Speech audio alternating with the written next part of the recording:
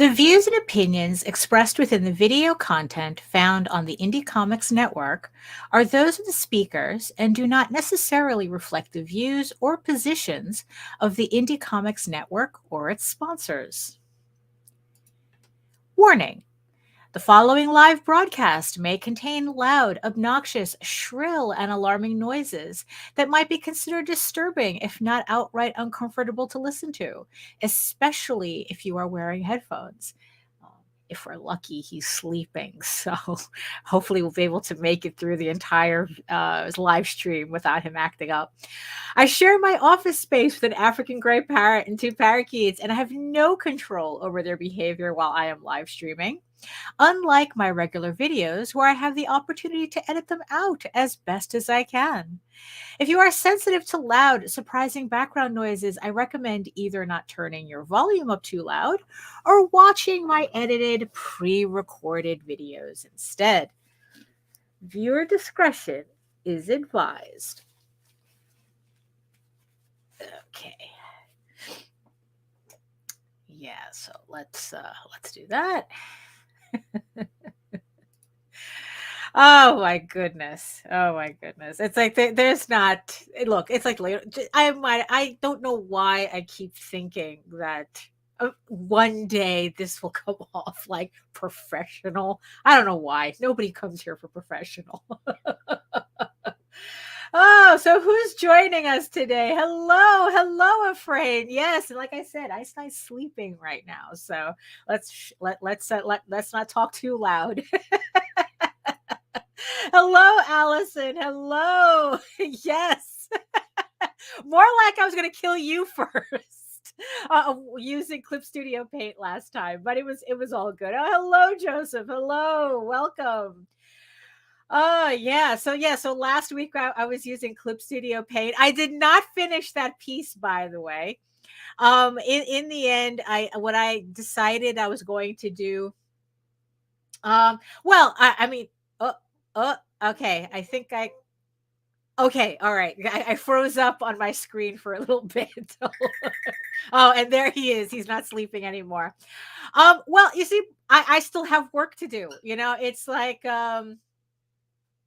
I still have, I still have a lot of work that I have to finish in Photoshop. So, yeah. So what I decided I was going to do is I'm going to pretty much do a crash course on Clip Studio Paint, and I just have to just spend like a weekend just working on a piece from beginning to end, just to really get the hang of it.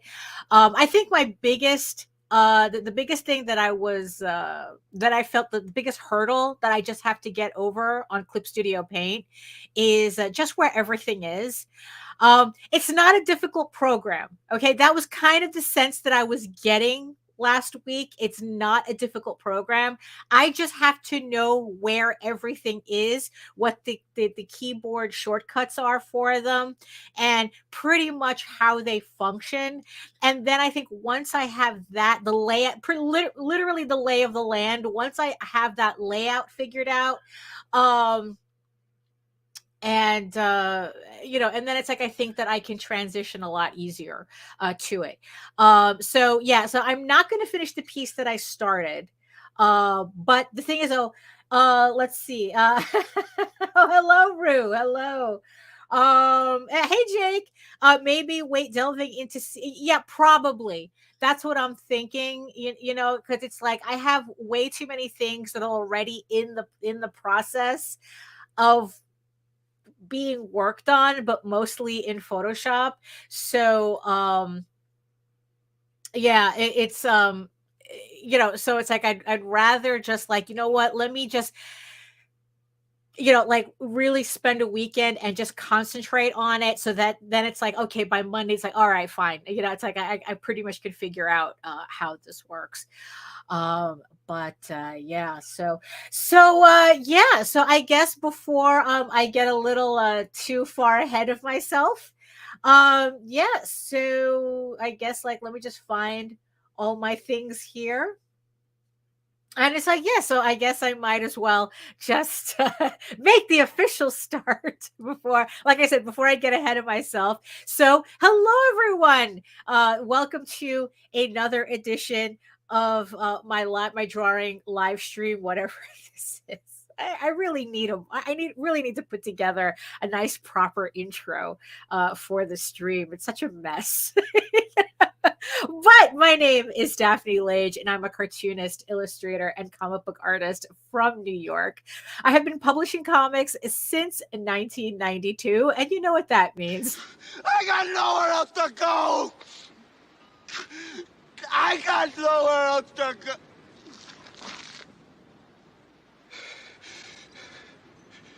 I got nothing else. And I am known for the furry fantasy adventure Tall Tales we're going to be working on it today, Tall Tales, or So I Thought, the first full color one shot returning to Kickstarter, coming to Kickstarter in the next couple of months. We're going to be working on it today. So keep an eye out for that. So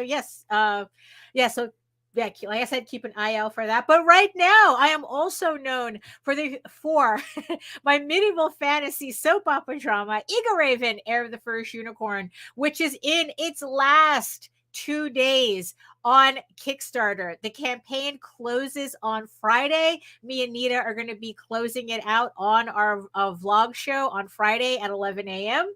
So you have 2 more days. You have today, tomorrow, and early Friday morning to get your pledges in for EGORAVEN issue 6. We're going to talk more about it in a minute. So so that's pretty much, I'll just leave it at that.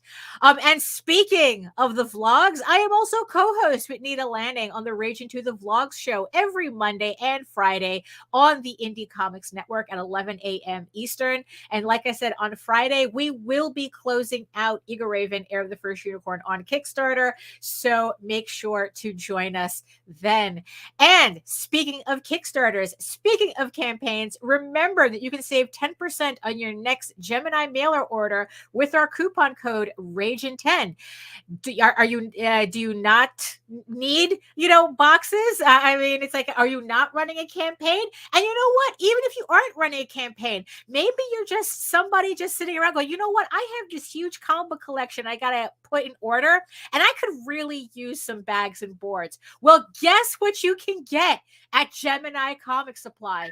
You can get bags and boards from there. I think already on its own, less expensive than what you can find at your local comic book shop, and in volume that your local comic book shop doesn't have.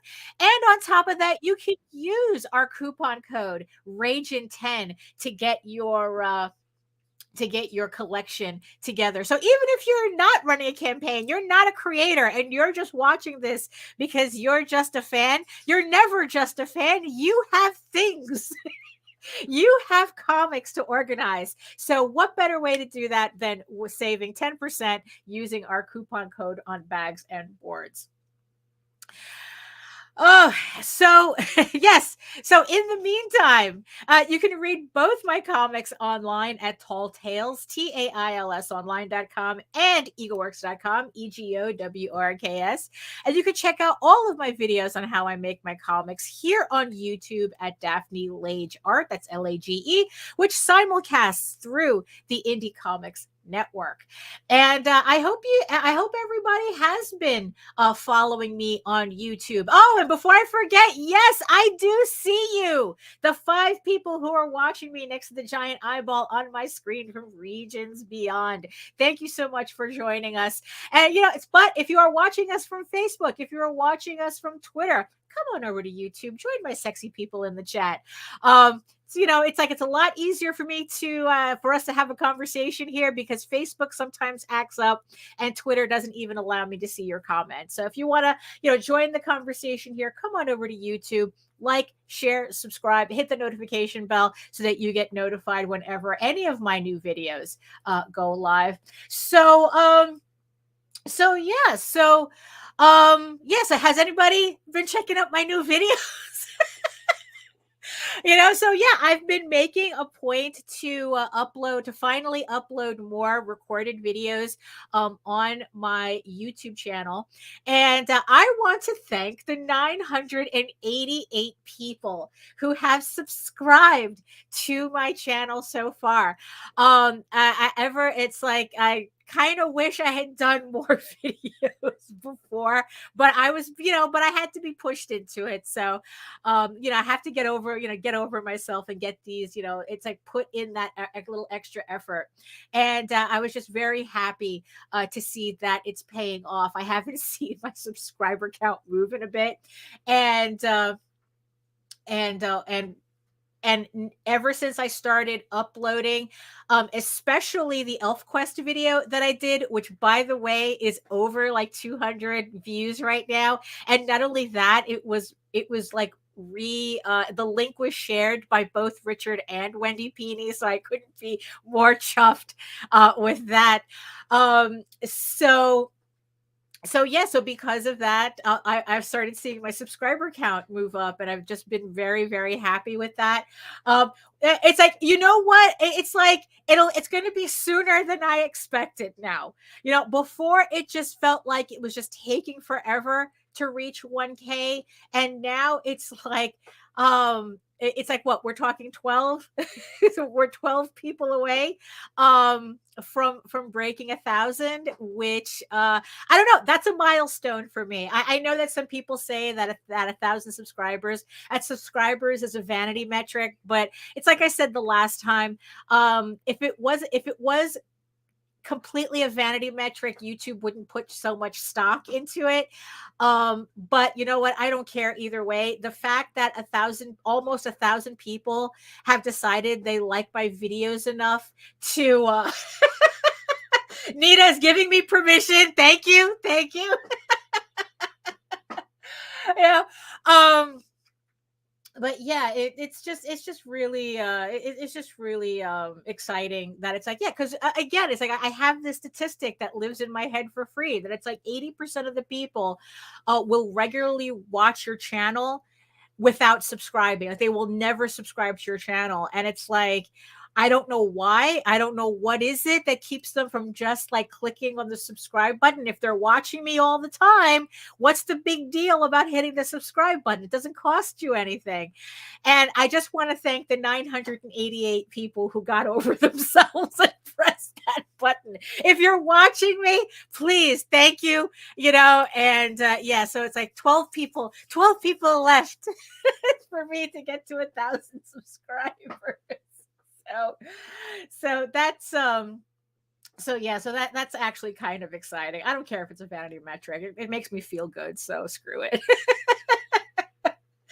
So what else? Yeah, so what else is going on? So let's see. So like I said, EGORAVEN ends on Friday. I'm going to be it's going to be closing out at 11:45 a.m. So it will be on our vlog show. And I just wanted to spend a little time and show off the campaign for everybody who's probably seeing this for the first time. I know that I have people joining me on Twitch. And if this is the first time you're seeing me, welcome. And this is just the usual housekeeping that I do before I actually do artwork eventually on the show. But I want to spend a little time just showing off the campaign, so that the people who are not familiar with it can just get a feel for it. And then it's like I said, it closes on Friday. So I would like to thank the 144 backers who have backed the campaign so far. So far we've raised $4,359 with 43 hours to go. Yeah, once you hit the third, like 3 days left, they move to hours, and it's like, yeah, it makes it sound a lot shorter than it is, but it's not too short. It's not so short that you think you have time. So however that works. So for those of you who are not familiar with EGORAVEN, it's like, what if instead of a knight saving a princess from dragons, the princess herself had to become a knight to save herself from and her kingdom from dragons? So EGORAVEN, Heir of the First Unicorn, is the story of a unicorn princess exiled into the mortal realm after she is betrayed by her elf prince husband to be, and dragons overtake her kingdom. But when EGORAVEN becomes an unwitting pawn in a noble woman's attempt to avoid an arranged marriage, she trains to become a knight with the help of an unlikely trio of blacksmiths, hoping she could ultimately win a king's favor and save her people. So this is my book, my pride and joy. It was created, written, and completely illustrated by me. And this is already the 6th issue. But if you missed the previous campaigns, don't fear. You can get everything on this campaign. If this is the first time you're seeing the campaign, you can pick up a catch-up tier that collects all 6 issues. If you've been collecting all this time, you could just pick up the 6th issue. So this is the main cover for issue 6. And it's like, if this is the first time you're seeing it, you can also, on the campaign itself, download a free copy of the first 16 pages of issue 1 so that you can try it out and kind of like, just get a little taste of it so that you can come back, if you want to decide to come back and support the campaign. And of course, might as well give you guys the warning. This series is recommended for mature readers for fantasy, violence, and adult situations. So it can get a little hairy in this book. So these are my first 6 pages of this issue, and I'm still really happy the way they came out. It's like, I really, I think I'm getting the hang of doing this. So these are the first 6 pages of issue 6. And of course, always with the campaign, I'm always going to have everything related to it available. So the prequel is available on this campaign, Legend of the Silk Rose. It is an illustrated prose story that takes place around 20 years before issue 1. And you don't need to read it in order, you don't need to read it in order to understand what's going on in the main series. But we are now hitting certain points where it's now going to reference this story. And if you really want to know the backstory of a new character or an old character, depending on how you look at it, that's going to be introduced in this issue, I would recommend picking up the prose story, because if you wondered, it's like, where does a unicorn princess come from? This is the story that explains it. So I highly recommend it. So of course, every book that I put out has a physical and digital companion book. So if you just want to collect PDFs, I have that here. I have everything. I have a special level that's just all my books, Tall Tales and EGORAVEN, as PDFs that you can just get straight like that, or you can get the physical copies as well. I also have, if you're the type that likes to collect variant covers, I do have a mystery set that collects issues 1 through 5, but all variant covers. Kind of like, what's the cereal that it's like, oops, all marshmallows. Oh! Hello, Pulse Nation. Hello. I'm being rated again. Hello, welcome.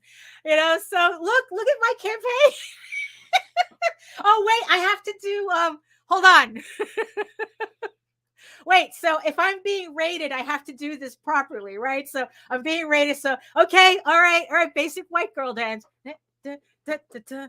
There we go. There we go. Welcome everybody from Twitch. Thank you so much for the other for the second raid. Thank you so much. Which I'm happy because I accidentally deleted the video last time. So luckily I got the clip of my first raid, but I accidentally deleted the full video before I could finish clipping everything. So welcome everybody. My name is Daphne Lage, and this is my campaign on Kickstarter. If you want to check it out,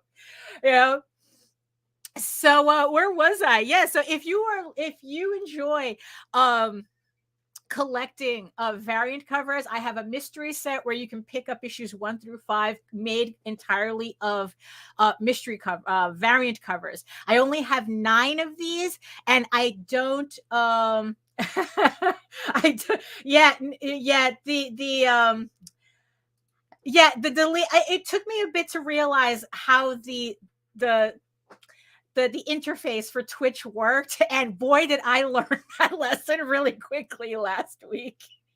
It's like, oh, just deletes the video. Well, I guess I'm done then. So yeah, so this makes this so you can get the set made up of entirely of variant covers. Like I said, I only have 9 of them, and I don't know how many I've sold so far. Last I checked, it was 3, but I haven't checked it in a while, so I'm not sure. Also, you can get just random variant covers as well. And like I said, if you're just seeing this campaign for the first time, you can pick up every book on this campaign, so that you're not missing out on anything. And even if you missed the Tall Tales campaign, you can pick up all my Tall Tales books on this campaign as well. So if you just want to collect all my books all at once, which by the way will look something like, so your package is going to look something like this. So if you want to collect all of my books right here, you can do that on the campaign, and you will get, like, I think 6 pounds worth of books in the mail. So yeah, so it's like, and I also have the variant covers as well, including a sketch cover, and like I said, you can pick up all of my Tall Tales books. I also have the Jaden Lanning exclusive variant cover. So this is the cover that's exclusive to the campaign. It comes in the regular version and hollow foil version of it. And it's, like I said, it's only available to the campaign. I'm only making as many as get pledged. So if you're thinking that, oh, maybe I'll wait until after the campaign and I'll pick it up on the store, it will not be available. Like I said, I'm only making as many as are pledged for, and that's it. So if you enjoy collecting her covers, you have to pledge to the campaign to get it. And of course, I have all these other different add-ons. I have the trading cards. All the variant covers are available as add-ons as well. And like I said, including PDF-only book sets. So, of course, I also have a couple of limited edition sticker sets as well as add-ons. And I have this postcard set, which I think is sold out. I think this one I completely sold out of. So this collects all the art postcards and the regular postcards and from my previous campaigns for anybody who likes to collect those types of things.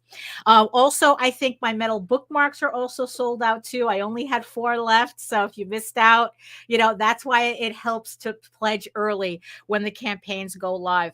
So the last 2 trading cards of the character bio trading cards have been unlocked, so that completes the set of the trading cards. So if you pick up the trading card set as an add-on, these are going to get added to your order at no additional cost, which gives you a complete set. So I'm very happy that these 2 cards got unlocked. We're still working on the next couple of things, though. The next stretch goal that is close to getting unlocked. Can we do this by Friday? At 5,500, this Jaden Lanning art postcard gets unlocked, which means that everybody will get and everybody will get this art print in their order if it gets unlocked. And if we're really lucky, the Hail Mary, if we happen to hit $7,500 by Friday, hey, look, a lot can happen on a campaign. You never know. This second art card by Jaden Lanning will be unlocked as well, and everybody will be able to get these art cards.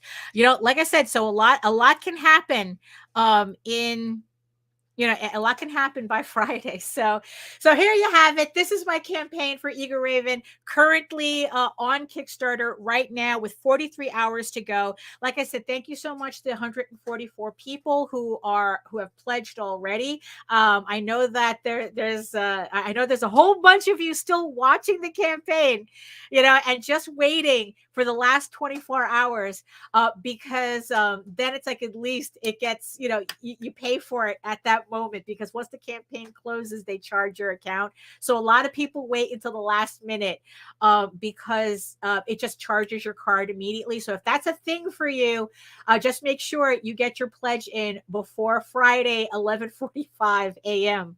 because that's when the campaign that's when the campaign will close.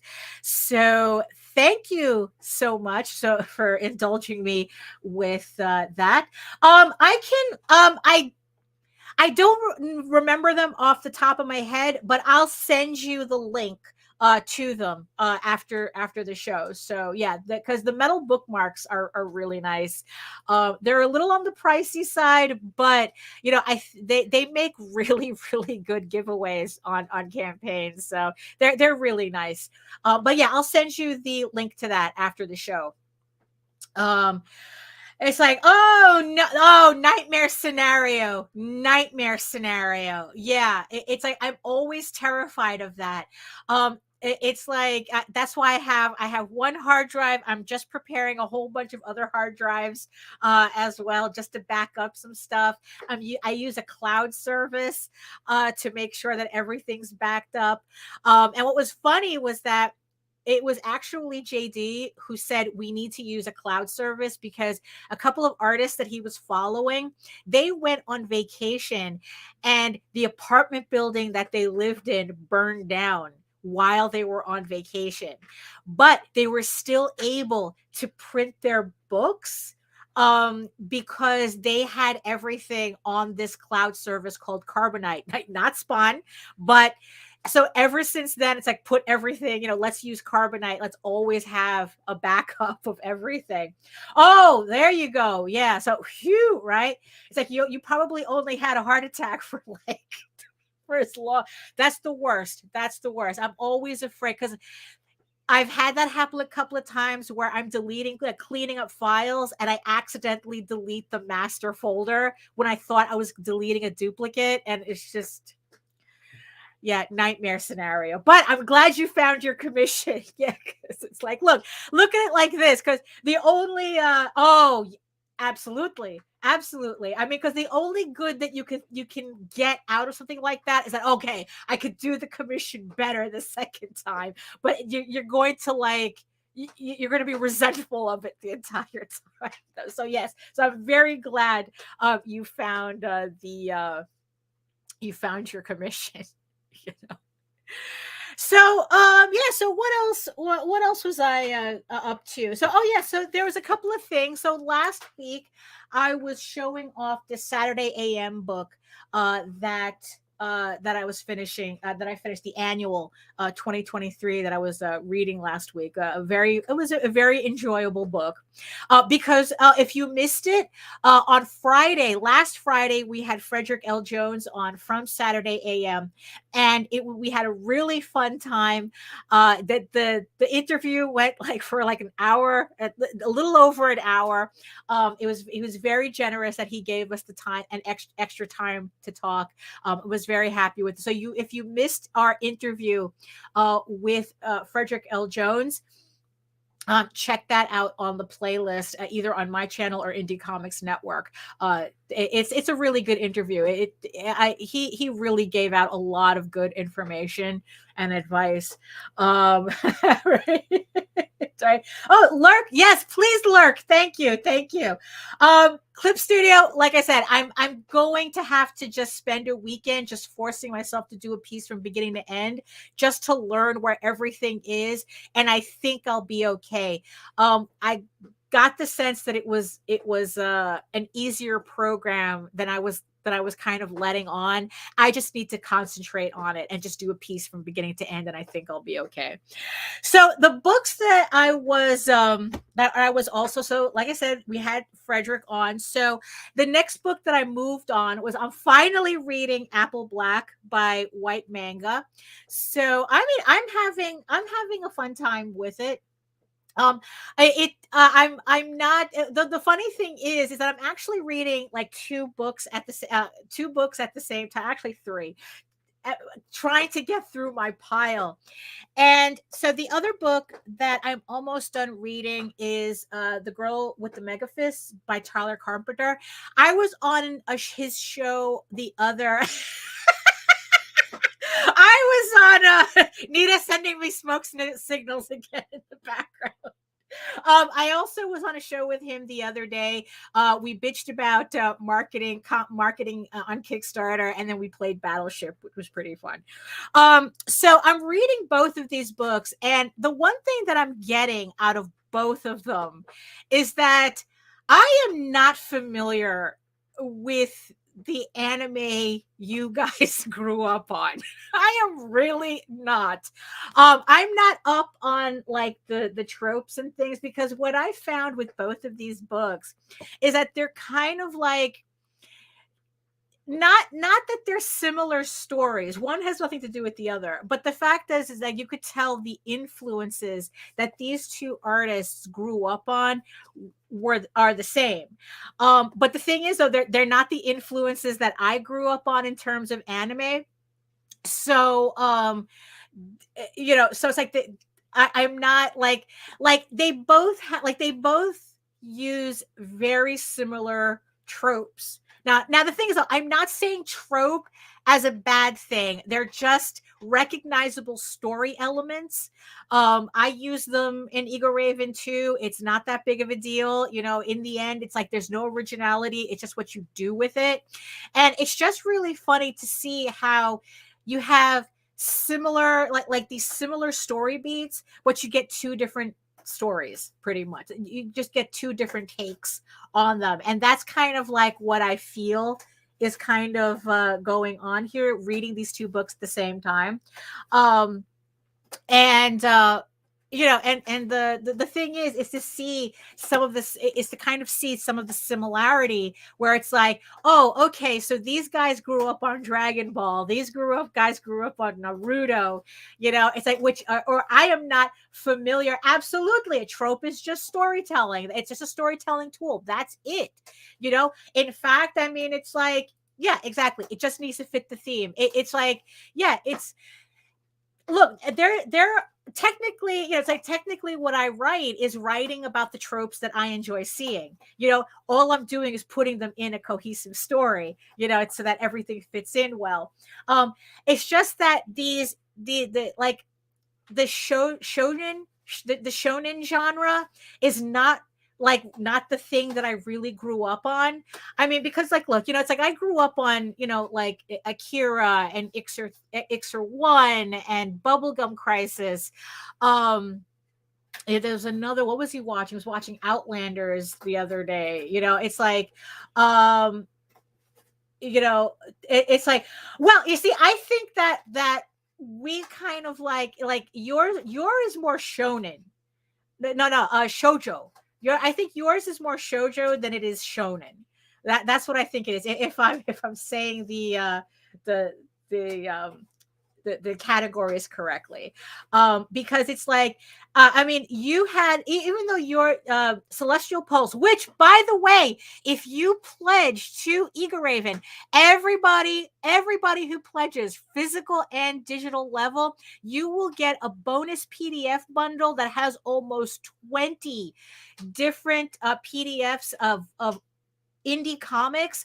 Visenia's book Celestial Pulse is in there. John Celestri, who is also in the chat, his book A Bloodwing Angel is also in there. There's a whole bunch, 20 other books that you can get. So you're not only getting my book, you're getting 20 other PDFs to try out and find your next favorite book in the campaign. So it's like, you know what? I'm sharing the love with everybody. So yeah.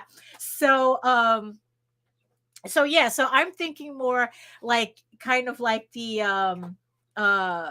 that you're more into like even so even though like your book is action oriented, there's a very heavy romance angle to it, and it's like yeah, you got me there. It's like, oh, you just took that button. It's like, yeah, this is what we're doing.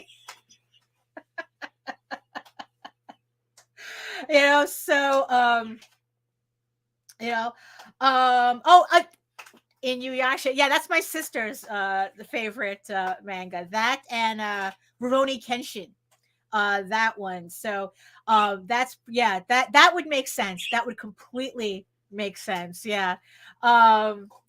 Like I said, it's like, mine, like I said, mine was more, Ixer and Bubblegum Crisis. And what's funny is that even though like I am I'm subconsciously influenced by Rosa Versailles and what was the other one? Utena.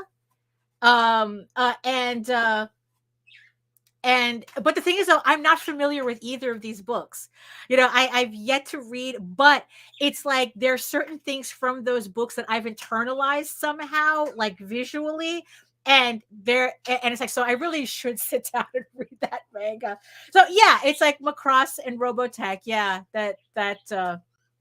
so there's kind of like this overlap. So I'm enjoying both of these books.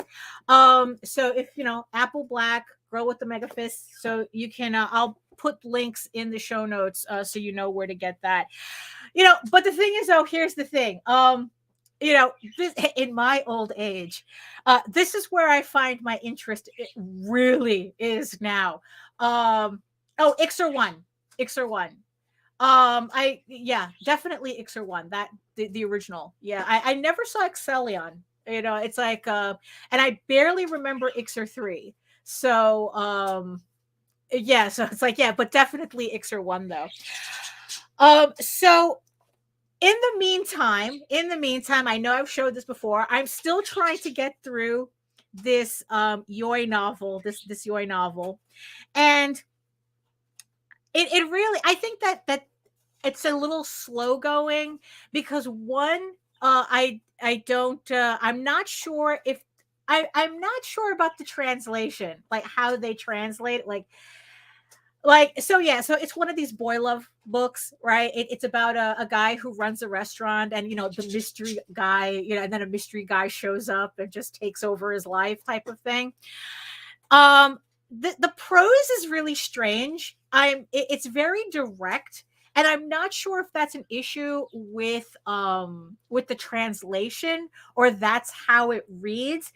So it's a little slow going for me to get through. But also, what it's also kind of reinforcing as well, that I really need my genre. It's like I really need it. I really need my stories to be some kind of genre story. I've never been a fan of slice of life, and I guess this kind of falls under that because it's just very normal. It's just very, like I said, the guy owns a restaurant and the mystery guy comes in, and and the story continues from there. But I think that it just reinforced that it's like, what, yes. Yes it is. Look, I got like 5,000 of these. I'm going to use them.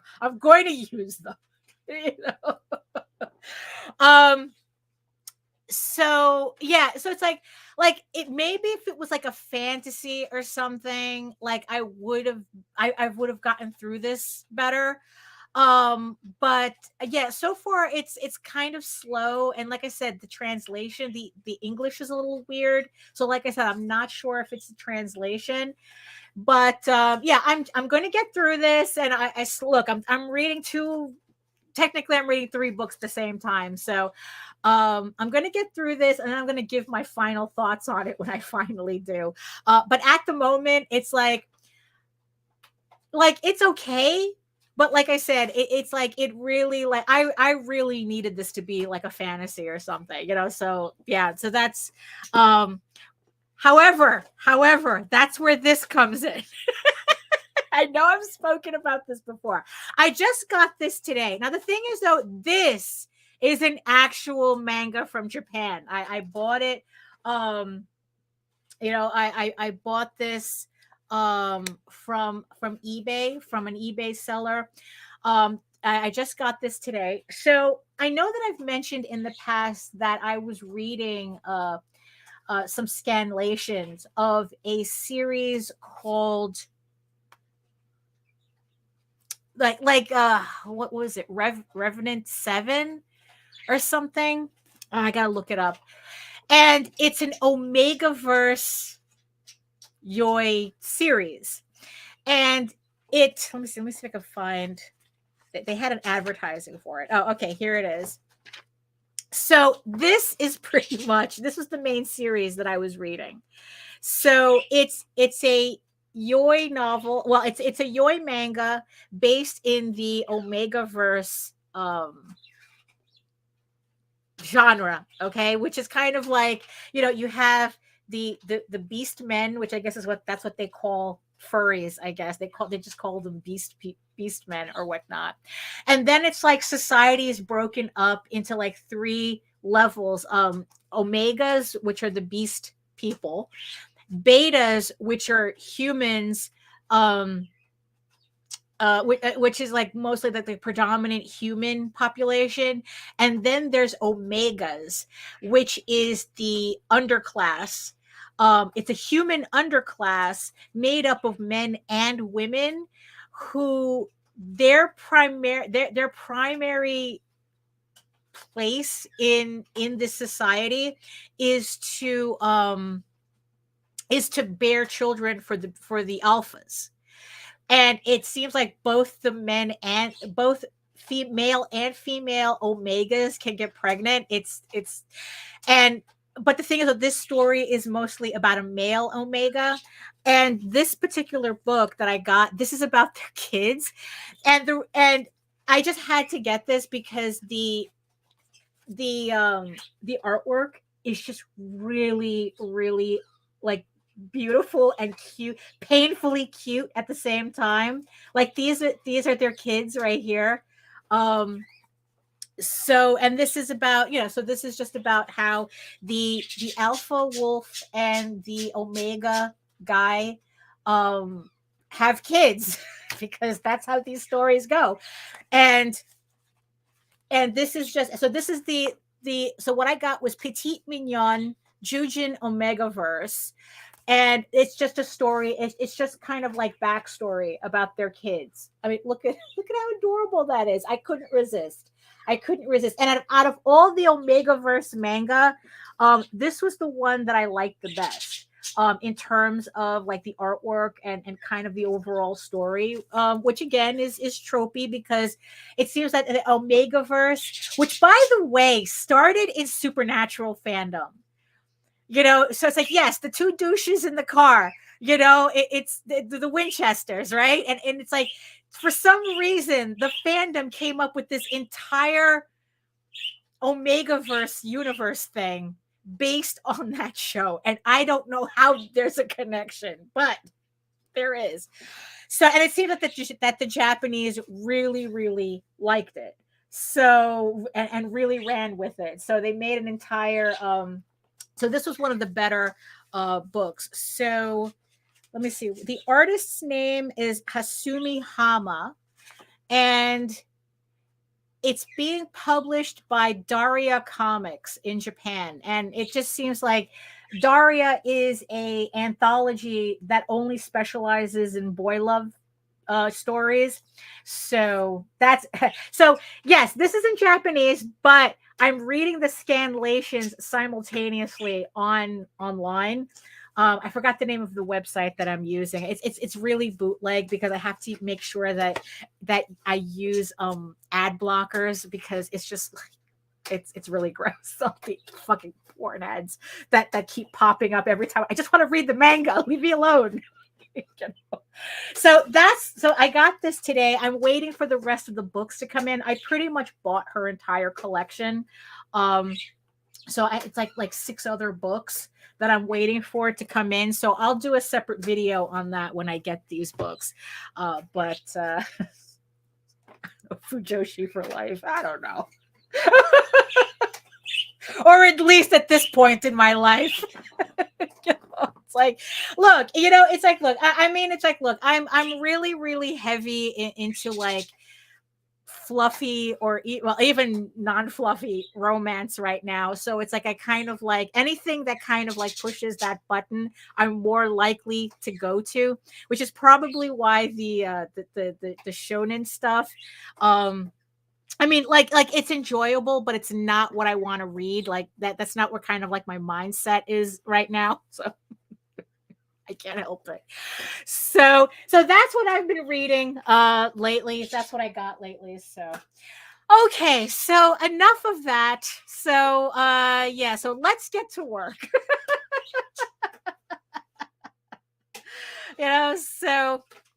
So what I'm going to do is I'm going to clean up my desktop right here. I'm going to throw a bump, and then I'm going to switch over to my Cintiq, and I am going to work on some Tall Tales pages while we talk some more. So let me do that, and I'll be right back. Where am I?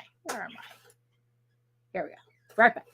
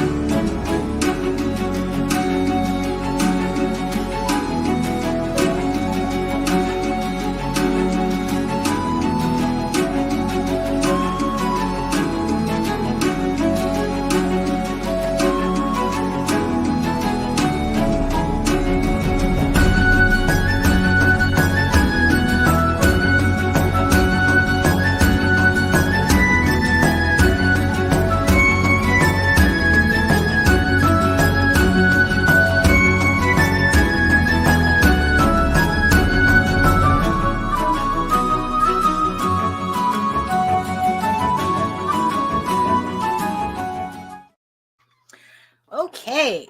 All right.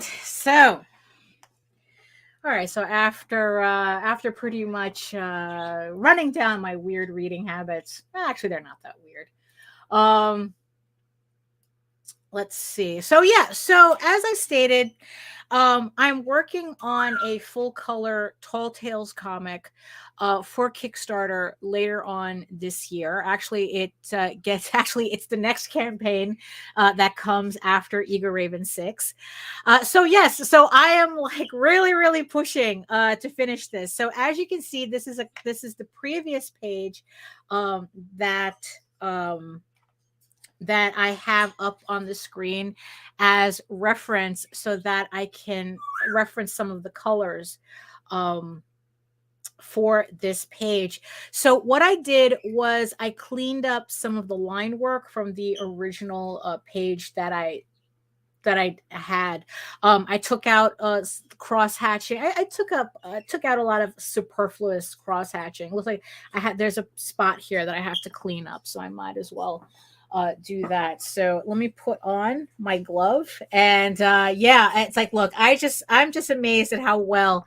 So thank you again, Visenia, for reminding me that this exists, because it really makes it so much easier. I didn't realize how much the other glove actually, because it's not made for this, it doesn't slide across the screen. So it was actually a little slower working with the other glove than it was for this one. Yeah, so what I was doing, like, so I had like a lot of this like type of cross hatching, and I had to decide how much of that I had to clean up before. Oh, yes, yes, that's true. That's true, Patrick. Thank you. Um let's see. Let me see. Is it playing? Is that, let's see. Oh, it's just really, really okay, hold on. All right, you guys hear it? Yeah, because I guess it's one of those musics that starts off really, really quietly. No, you don't hear it? Let's see.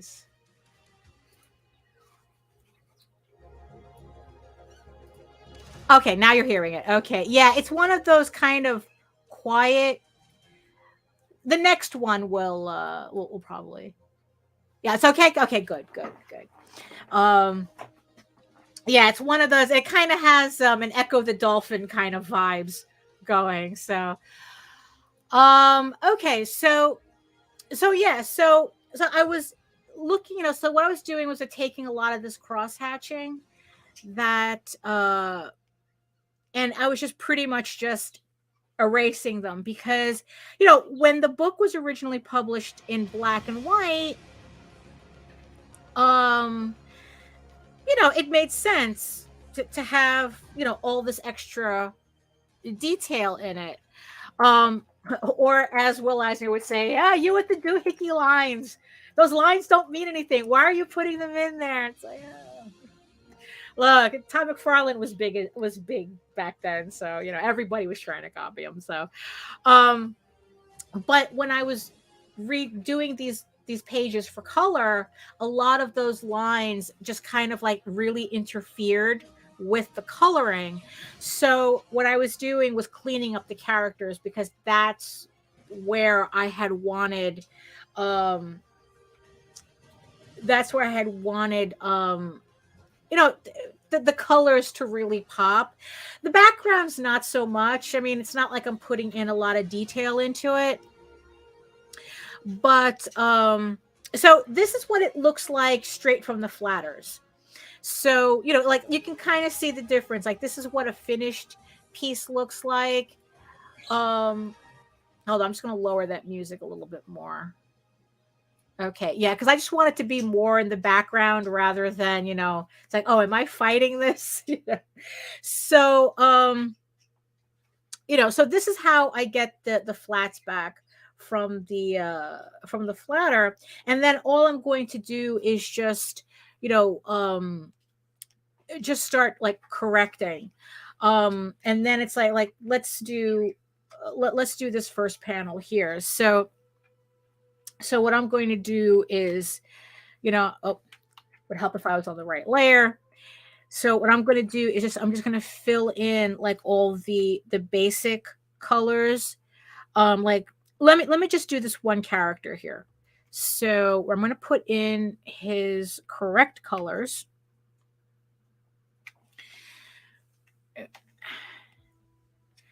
Right, and then I'm just going to like, okay.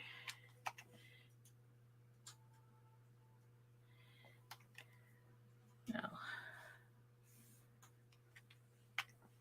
Yeah, and that's pretty, and this is pretty much what I've been doing for like the past couple of weeks, is just coloring, just getting these pages ready. My Well, what I have to do is that I have to have 30 pages done before the week by Friday. Even if it's just finishing the 30th page on Friday, um, that's that's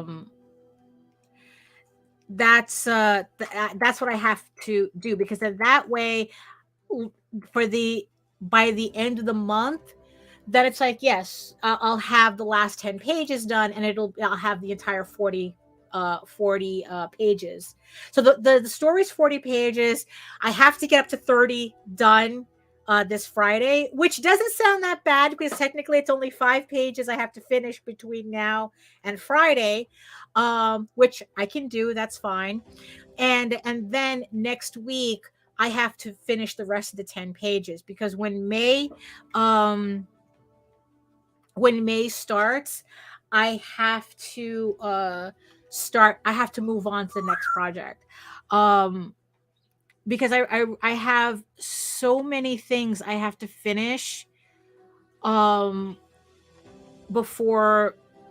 Yeah, it's like I'm trying to get ahead of myself on certain projects.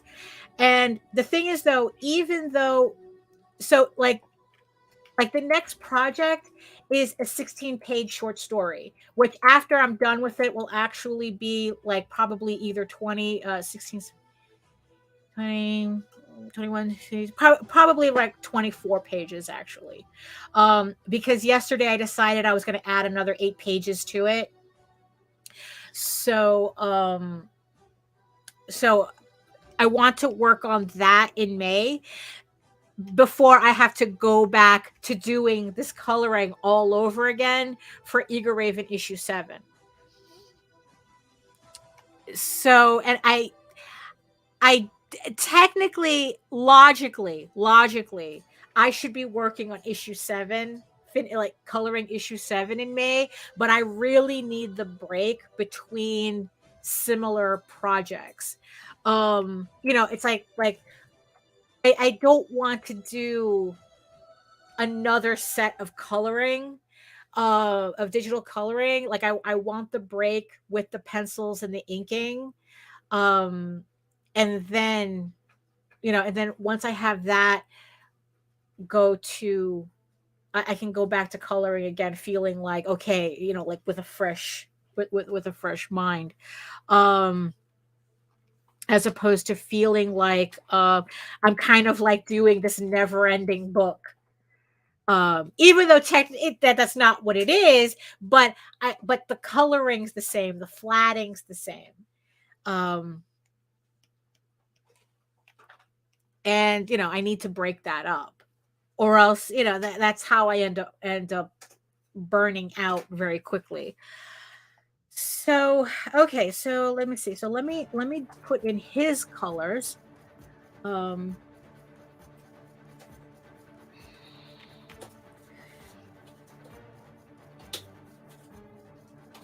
yeah. Because yeah, the good thing is that these are the only 2 characters I have to be accurate with this page. Everything else I can kind of play around with the colors that the flatters kind of set in, and just tweak them from there, which I appreciate greatly. That was the one thing that I realized on this project, that I was moving a lot faster because I was able to not have to think so hard about the background characters, because there's a lot of background characters in this story, but I didn't have to think so much about them because I was able to make the colors that the flatters chose work. And honestly, it's like that really helped with the with avoiding decision fatigue. um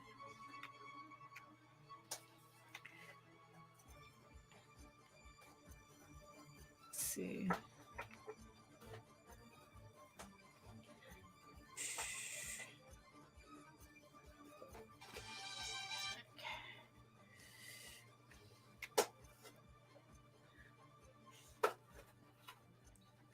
But yeah, it's like I know that um yeah, it's like I know probably everyone wanted to see the second half of the Clip Studio Paint debacle. But yeah, I really needed to get these pages going, even though technically the piece I was working on is for like a future campaign. But I really need to get that done the way I get my pieces done, so there's at least that consistency. And then, like I said, just crash course Clip Studio so that it'll be a lot easier for me to move on. Um,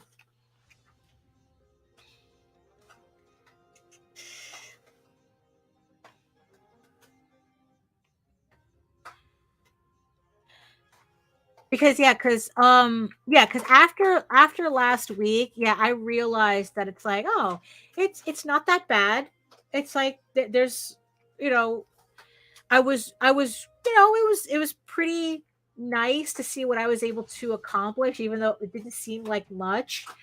But it kind of got my feet wet, and now it's like I know how I have to move forward with it.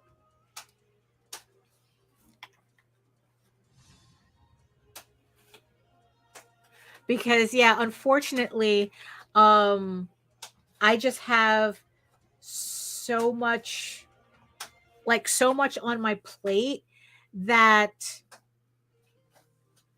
um I can't experiment with stuff as much as I would like. Um, but there's a way for me to incorporate this, what I need.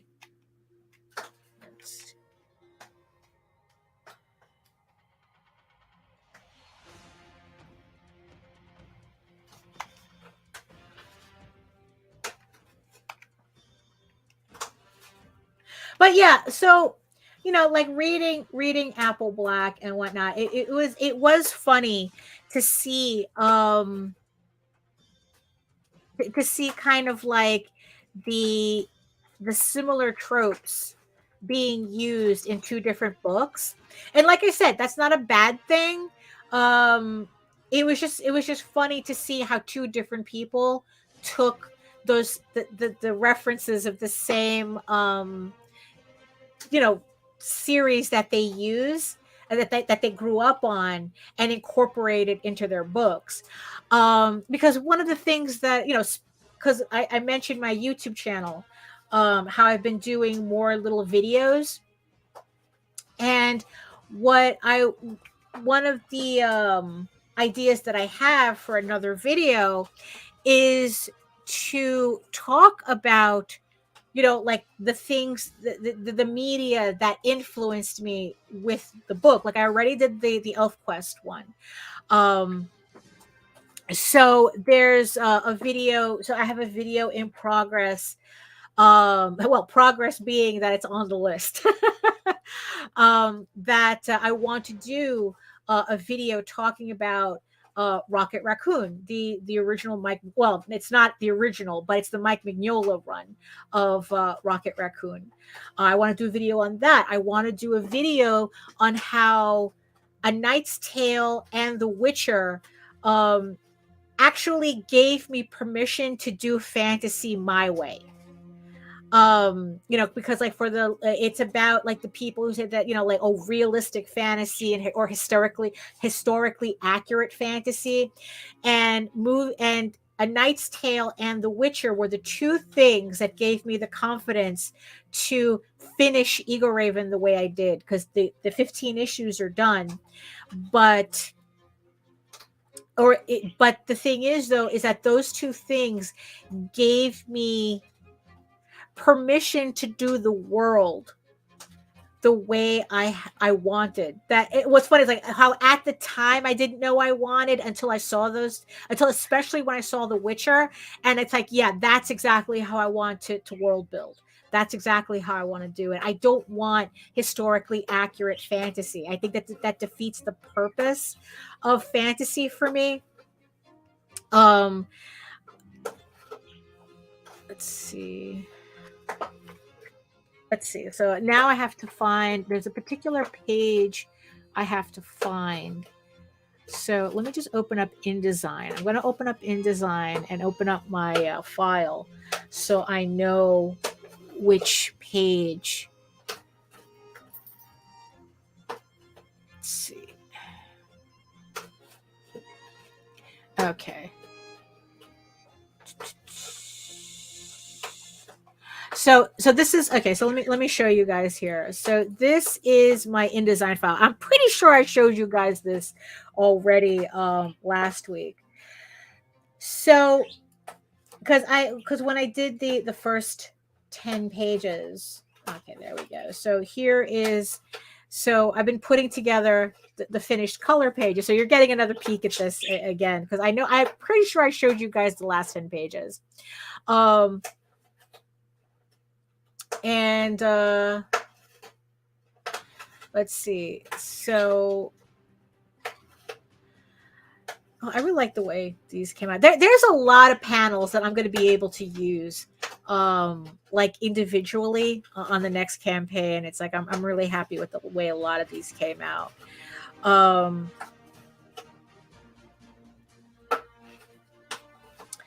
So yeah, so now it's like I'm just looking for one particular panel that there's something that I need to I think I might have missed it. Let me see. So like this scene right here, especially like the fact that I was able to just use the Flatters colors, it was, like I said, was a real godsend for me, because that's a lot of characters to individually think about. All I had to do was just like either use the color as is, or just kind of tweak it a bit so that it was a little bit more in, I guess, in fitting the tone of the page. So yeah. So don't worry about spoilers. There's no real spoilers here. Without the text, this is a very story heavy issue. So it's like a lot of what's going on is actually in the text. I mean, you can get the basic idea from just looking at the images. Like, I really like the way this came out too. Oh, these are probably my favorite pages. I was going for like a storybook vibe for these pages, and and it's like, and they looked okay in color. I mean, they looked okay in black and white, but I think in color it really does, like, especially with that parchment texture, really does, it's like, again, this was the effect I was gunning for. This yeah, this kind of like storybook feel, and which continues on this page as well. I think so. Yeah, where did I think so I missed, did I miss the panel that I needed? Here it is. So what page is that? 19. Okay, so let me put that up here, and I am going to open, where's 19? There we go. So I wanted to make sure that I got the right color, which is probably the same color I was using for everything. So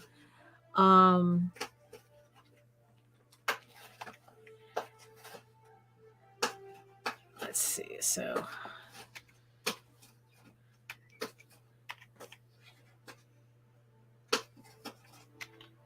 there we go.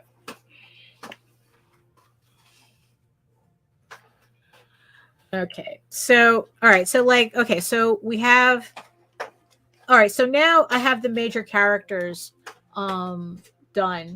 All right, so on this panel. So okay, so of course these colors here on these main characters, on these background characters, hold on, sometimes my cursor gets sticky, they're obviously weird, so I'm not going to leave them like that. First, let me lighten up these rocks here.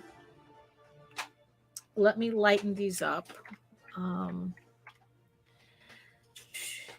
Let's see. So, because that color is not, let's see.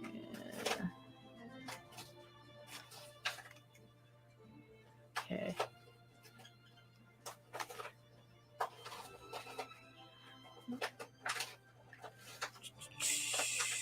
Okay, So let me see. So let me do this. Just so I can add just a little bit more. There we go. A little bit more contrast. Okay, so let's try to. Okay, let's start with this guy first. Now, his colors, I think as a base, we can work with this.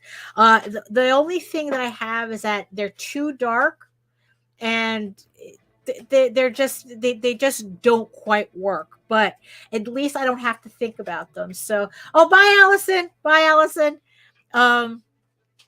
So what I'm going to do is I'm going to lighten this color.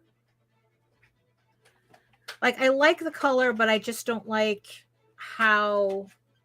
Let me see, a little bit more brown there. Okay, we can work with that. I'll probably leave the boots the way they are. They don't seem so bad now that I got that dark brown out of there. Okay, let's see. Let's lighten here. That's a little too light. Okay. And then let's see.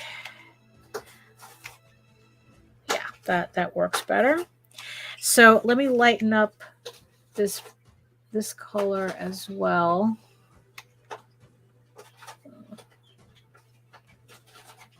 Okay, I can do that. Let me just fill this in. There we go. Okay. Let's see. Now, I think what I'm going to do is I'm going to change. Let me see. Let's see. I don't want. Purple seems to be a to-go color. Like, okay, this is, I don't like, I see a lot of purple in these flats. I really don't feel it, so I have to be careful that purple doesn't like dominate too much. So what I'm going to do, especially with this scene that has a lot of gray in it, I'll probably, let me see, let's use like a green, but kind of like a grayish green. But because it's green, he stands out from the rocks. So let me see. We'll do that. Because at this point I don't want to use like brown either. So for this guy, I'm gonna take, let me see, I'm gonna take that color. Wait, first let me fill in his eye. Okay.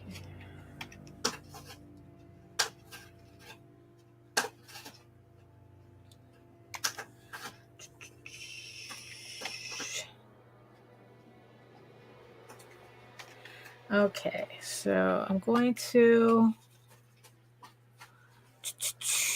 All right. So let me do nose.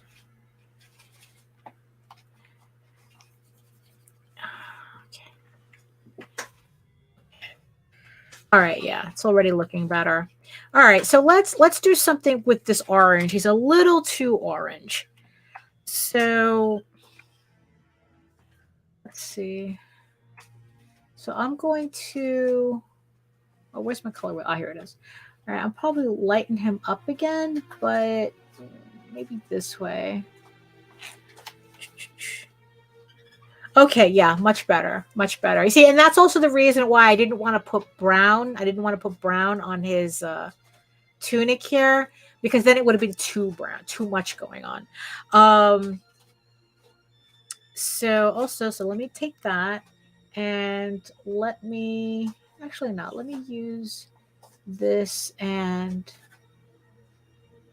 gray that out a bit. And let's just do something like this.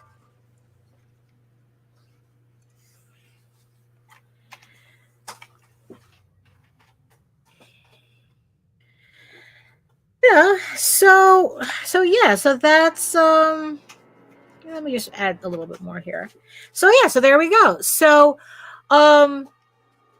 that's why, so in the end, it's like you see that I didn't have to really think too much about the colors, because it's like, oh, I was just working with what was there already, as opposed to like having to like, okay, what is this color, what does he have to be in this. So let's continue with this character. So I'm just going to take that. Okay, so we're just going to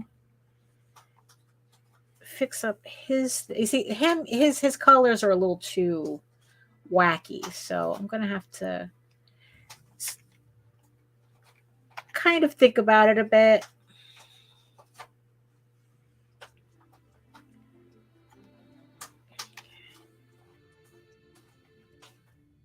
Although I like this color. It's just that here doesn't seem to like this. Okay, because here I think I can make this work.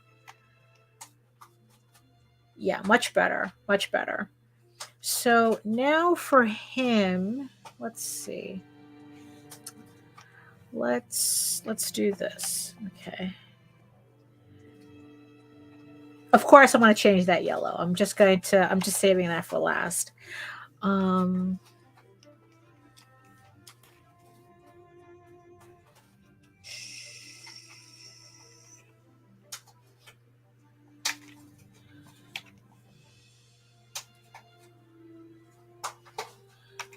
Okay.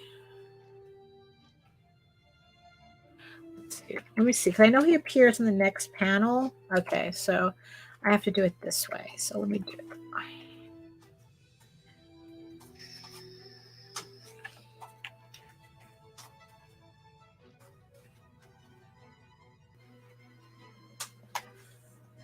Okay. Okay.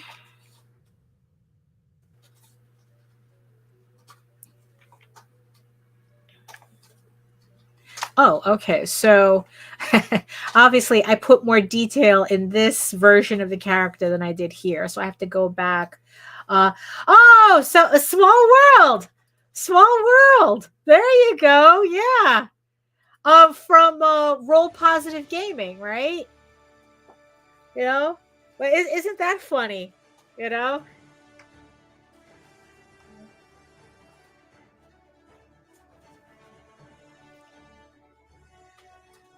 So okay. Well, let me. You know what? Let me finish this this panel, and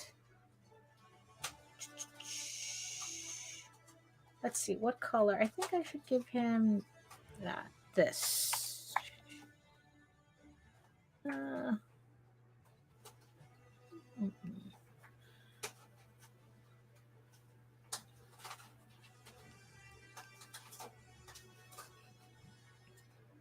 Yeah, I like that better. Okay, so all right.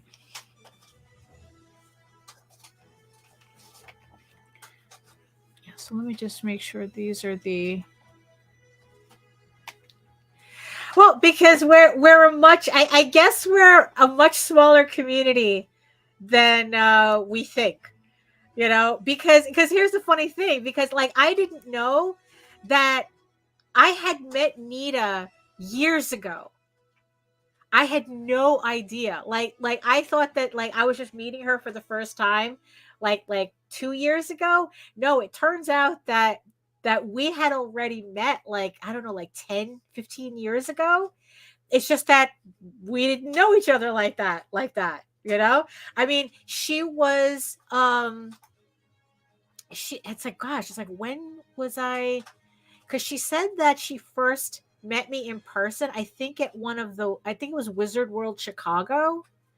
It was either Wizard World Chicago or it was like a furry convention in the same area. I just don't remember what it could be, but I remember Wizard World Chicago, and she said that she had met me there and she had bought some stuff off of me, and it's like and it was just like Yeah, like there's a lot of people that I hang out with now that it turns out that I met them years ago at conventions. It should like like that's just how many conventions I've been at, and just like how everybody just crisscrosses. You know, you never leave your fandom pretty much. You know? Oh, so there you go. You see, yeah, I know. You know, it's like, yeah, it's you see, all roads lead to anime tropes. Yeah, but yeah, that's kind of like how it feels. There's a lot of people that I talk to regularly now that it turns out that we met already, you know, but we just didn't realize we met already. You know, it is funny when that happens. Okay, so wrong. Okay, so okay, so this is the panel, the finished panel. Well, finished in terms of this is the color corrected panel. So what I'm going to do is I'm going to color. I'm just going to add some more.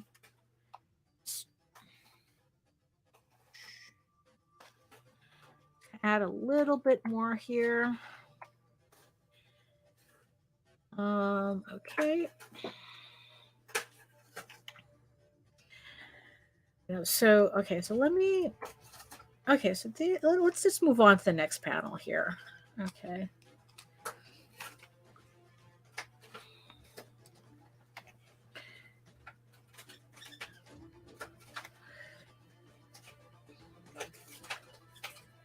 Yeah, I know, right? It's like, so when did, yeah, I was about to say, you know what? Maybe we have met before, because like, look, if you're originally from New York,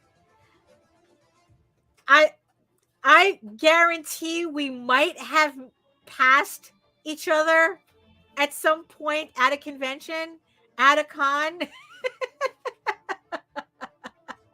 You know, it's like at some point we passed each other at a convention and didn't know it.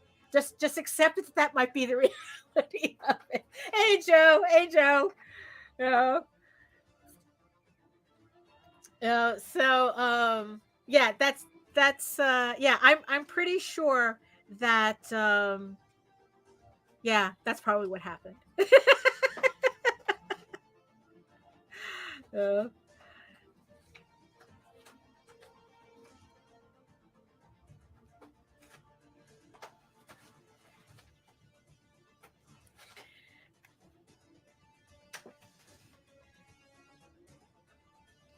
Let me do the easy spots first here.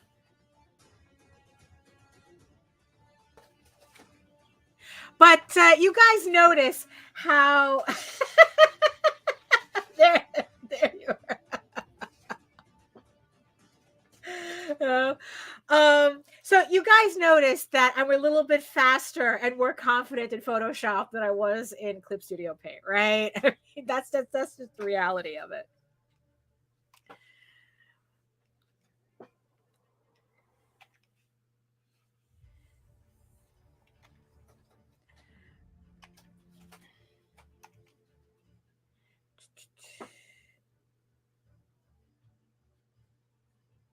Oh, you know, yeah, it's look, and you know what the funny thing about JD and Jay Rosario is that Jay Rosario grew up buying his comics from the same grocery store JD worked at because his father owned the grocery store.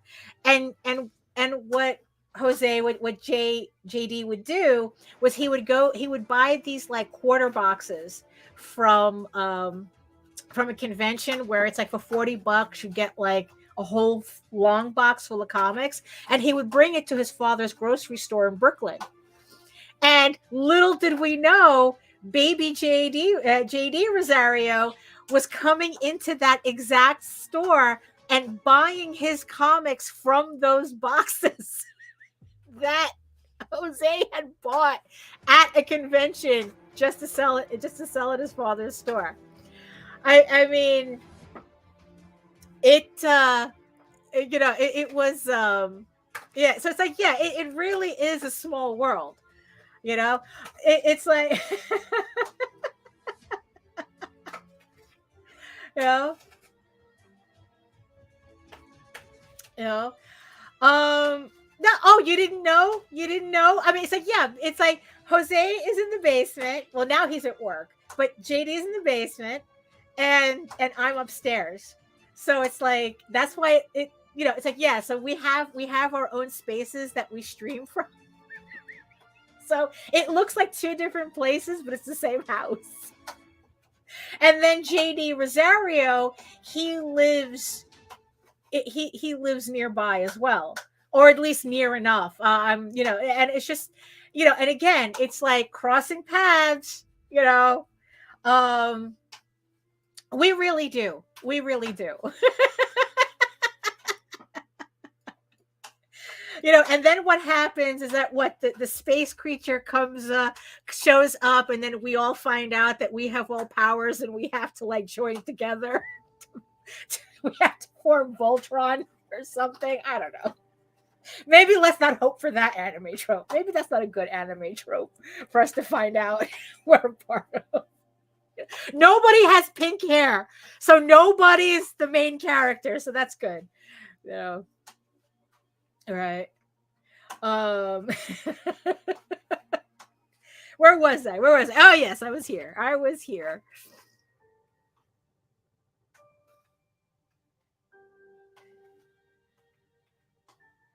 Yeah, so okay, so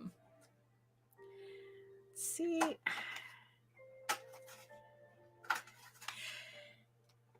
Yeah, exactly. It was just really, really funny, to find out like everybody crossed paths, We all cross paths for a reason, right?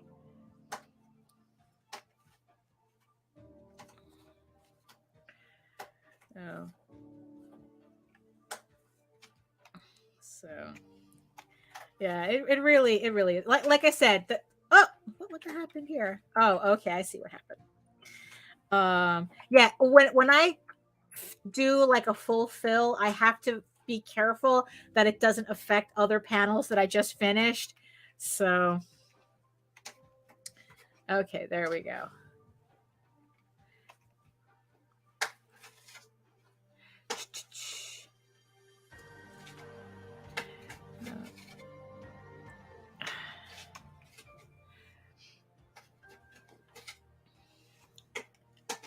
So okay, so talking about our influences, like speaking of tropes that we love that influence the work that we do, right? So what? Okay, so Visenia said her that she read a lot of Inuyasha. Everybody else in the chat, or if best too, she can answer more than once. What books, like what are like the books that really establish the main tropes that you like using in your work? Because like I said, I want to do more videos focusing on that. Like I said, so the next video I want to do is about The Witcher and A Knight's Tale, Rocket Raccoon, and then what else? Oh, it's like, yeah, I know I definitely eventually have to do a video on The Secret of Nim, which was huge, and The Last Unicorn. If there was any two animated movies that really influenced me, is that. Other movies that other movies that that influenced me as well was Dragon Slayer. I forgot what year that came out. Like that was a really big influence.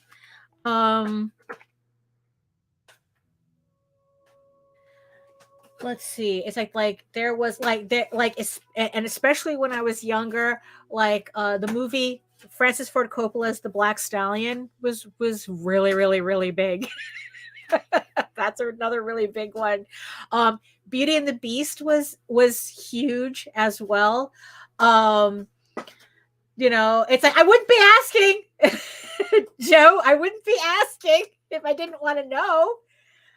Because it's like, yeah, it's like because like I said, it's like I said, tropes are not bad. They're just storytelling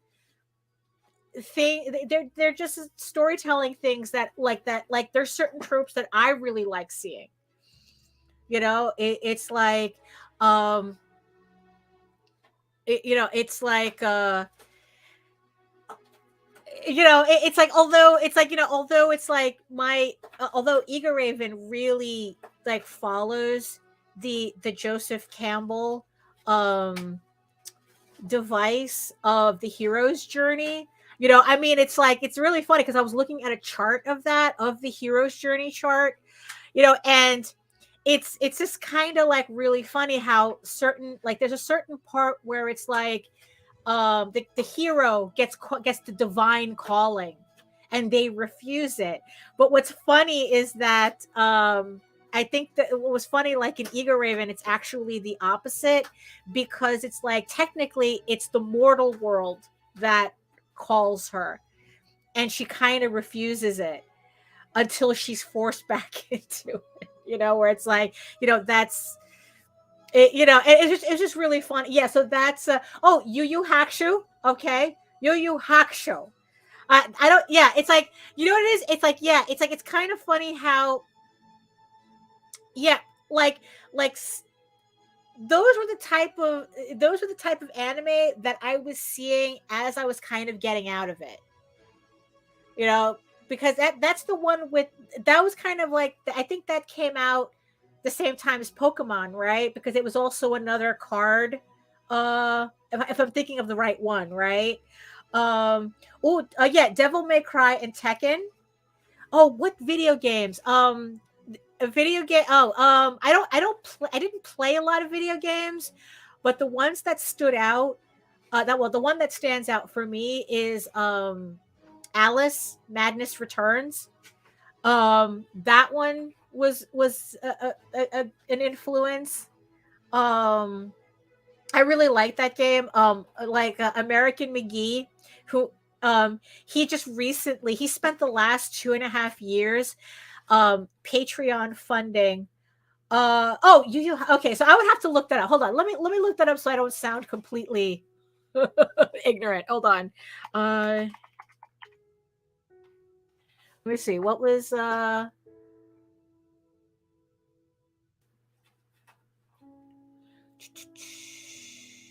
images?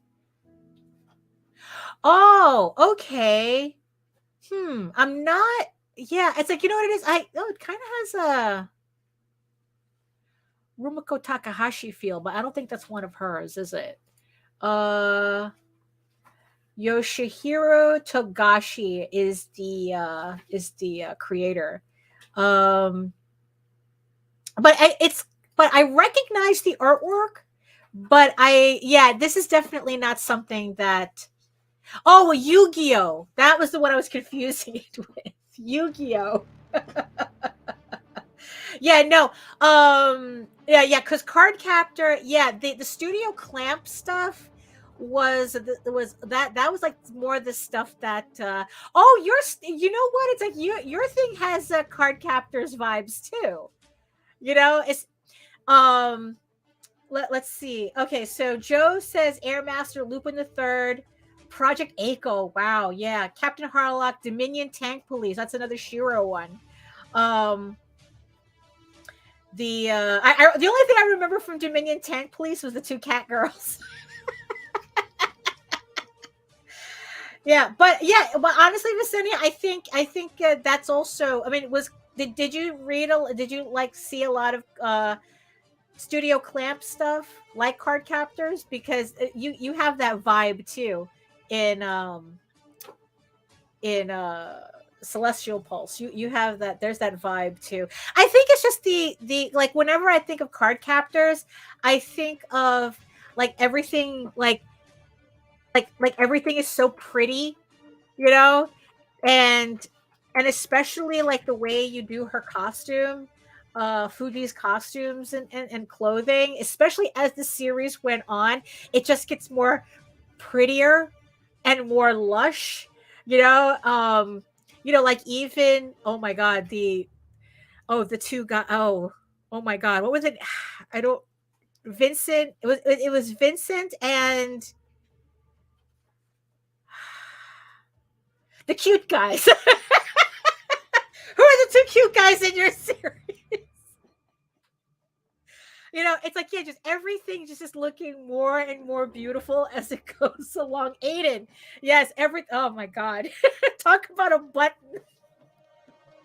I mean, because really, it's like that scene where it's like, I think it's like she's in the hospital room, and it's like, and it's like he kind of gets a little too close, and she's kind of like getting all flustered, and she kind of like, and they were about to kiss, and it's like, no, she goes, no, don't do it. I'm going, yes, do it. What are you doing?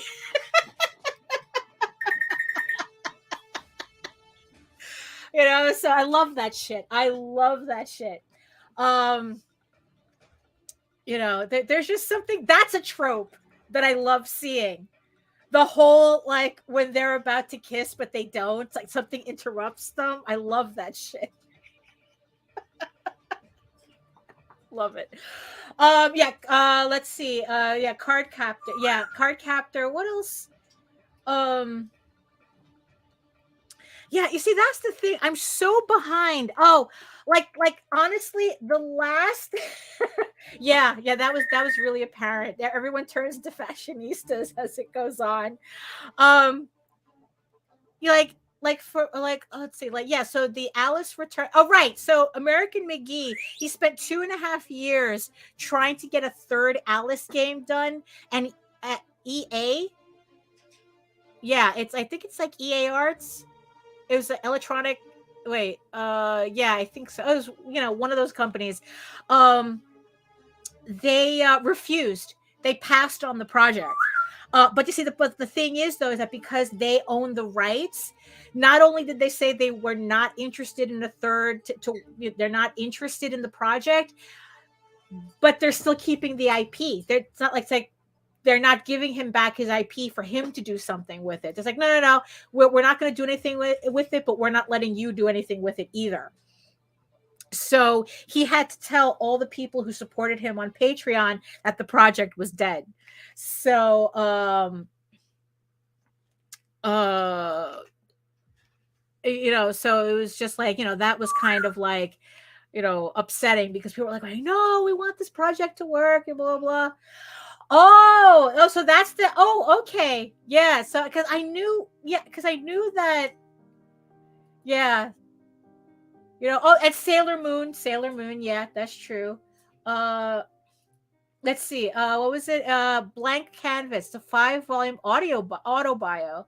The mangaka is behind Princess Jellyfish. Okay, I'll check that out. EA.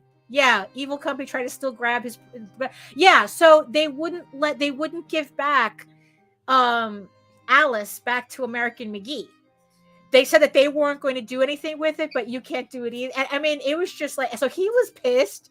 Obviously, he was pissed. His fan base is pissed. And he said, it's like, you know what? Screw this. The project's done. There's nothing more I can do. Let's all move on. And it's a shame. It's a shame, really.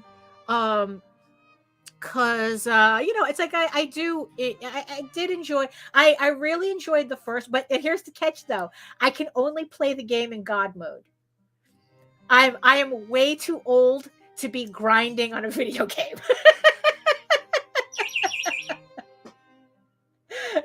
I'm way too old to be grinding on a video game. So I have to play these games in God mode for me to just be able to enjoy the environment and the story progression and everything. So, and then it's like, at worst, when I can't get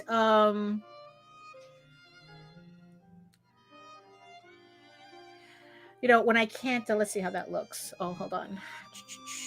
Okay. All right. So let me see how that works. I think it could use more of a. Let me see. Oh, much better, much better. So okay, so let me, so let's, um,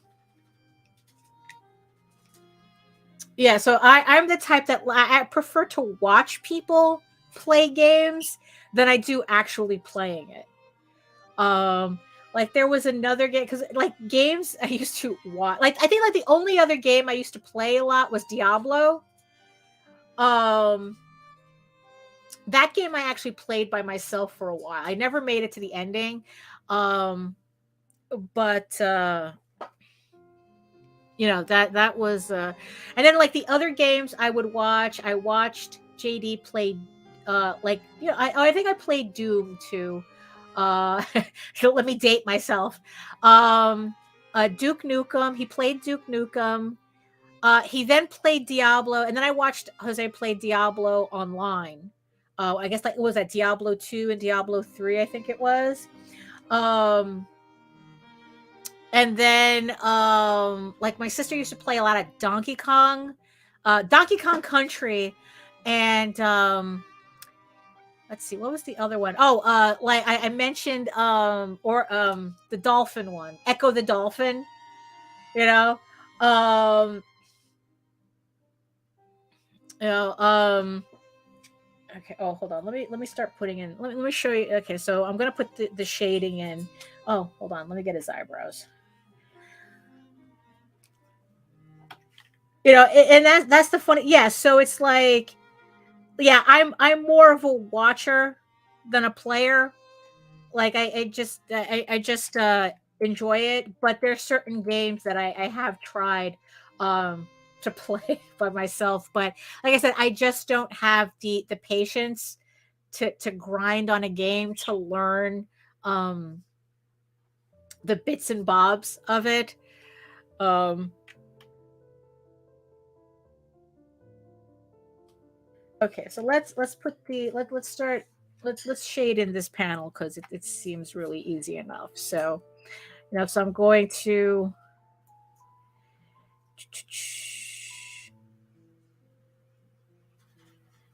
Okay. All right. So then I'm going to set it to multiply, and there we go. So that's my easy. That's my easy way of shading. I swear that whole like this lavender color on a multiply layer was a real game changer for me.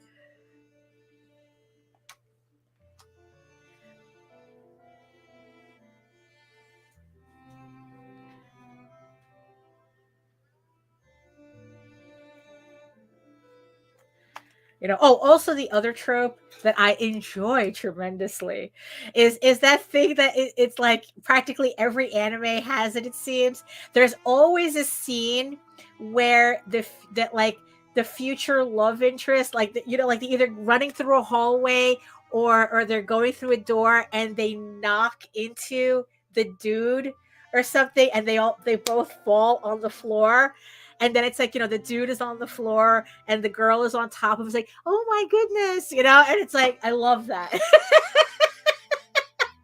I love that trope. uh let's see. Let's see.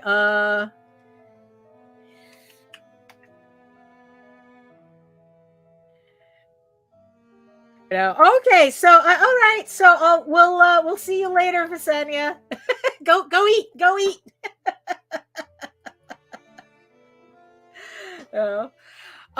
But thank you for the raid, though. Thank you, and just for coming and chatting. Thank you so much. It's always fun. Uh, yeah. So yeah, but let's see. But other video games other than that, um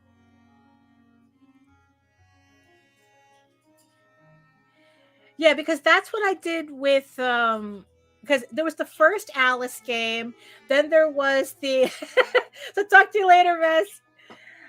Arg. Go raid. Sounds like a pirate. Have fun storming the castle.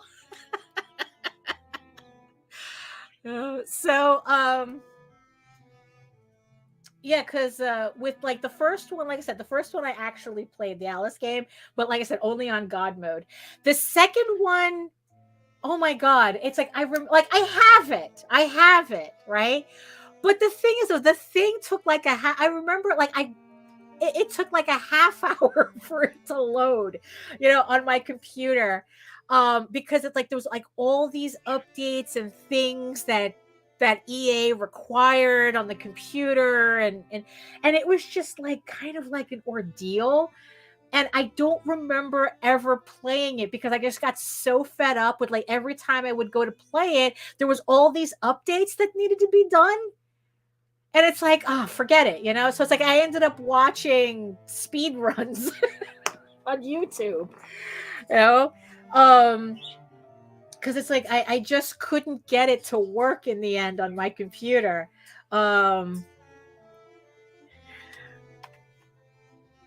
yeah, so it's like so I just ended up watching people playing the game, and just left it at that.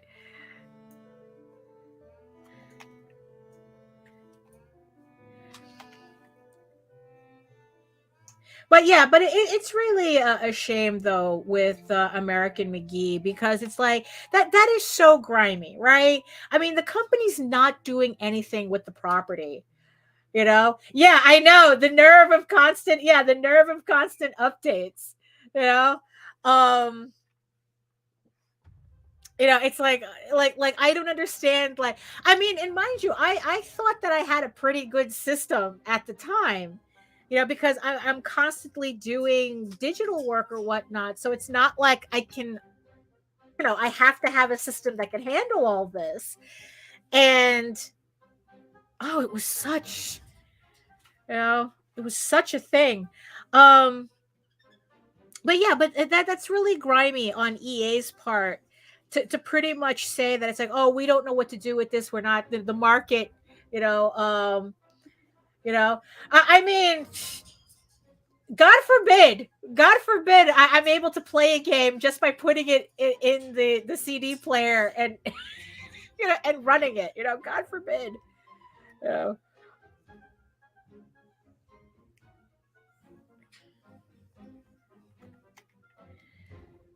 Oh, okay.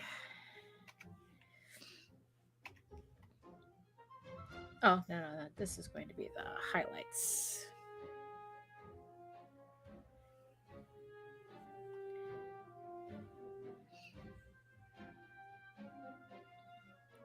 Yeah, so I mean, so even though I was never going to play the game, um it was disappointing, to hear that.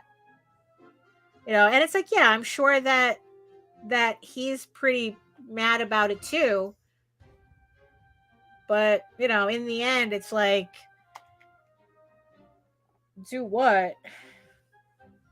That's why he was telling his fans on Patreon that it's like, because they say, oh, can we do fan works of it and whatnot, and he said, it's like, look, you can do whatever you want, just like you do with any other IP. Just know that the company can come after you if you try to like do anything with it, especially, like, do the artwork, just don't sell the prints type of thing.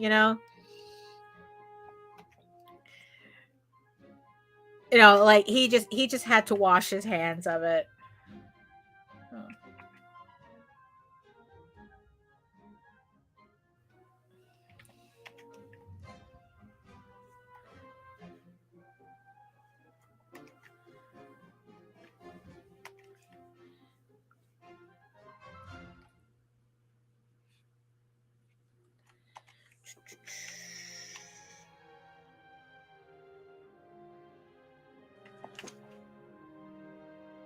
Okay.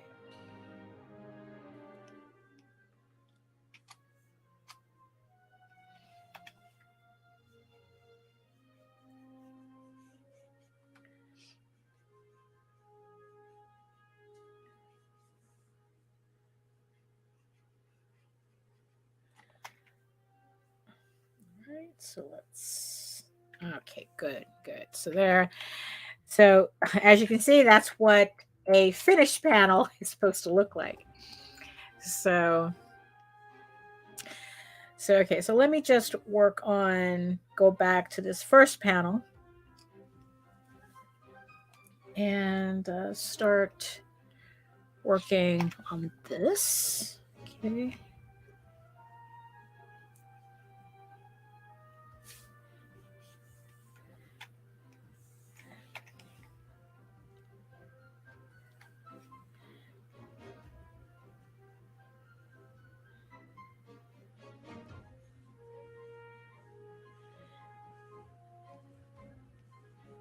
Oh, Golden Boy. Why does that sound familiar? Let me look that up. Golden Boy that's that one.